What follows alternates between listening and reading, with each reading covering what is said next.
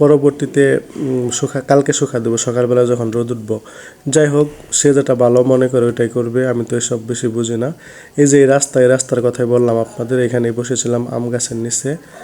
তো যাওয়ার পথে আমার এক ভাই পানা এটা গরুরে খাওয়াবে কেটে নিয়ে যাচ্ছে, তার সাথে একটু কথা বললাম, ওই কথাটা আপনার লোকে শেয়ার করতে পারি নাই।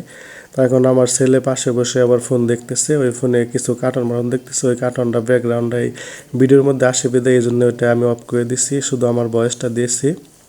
এই দেখতে পাচ্ছেন চক, ওই চকের মধ্যে আমি দুইটা গরু দিয়ে আসছি, গরু দুইটা এখানে খাচ্ছে মোটামুটি ভালোই দূর, এখানে পুরা পানি ছিল। এই রাস্তা দেখতেছেন, এই রাস্তা তলিয়ে গেছিল এবং কি এখানে পুরাই পানি ছিল।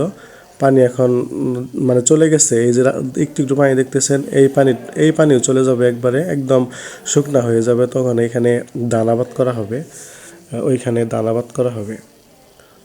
তো যাই হোক, আমাদের গ্রামের দৃশ্য কেমন লাগলো, যদি ভালো লাগে তাহলে নেক্সট টাইমে আরও ভিডিও দিব।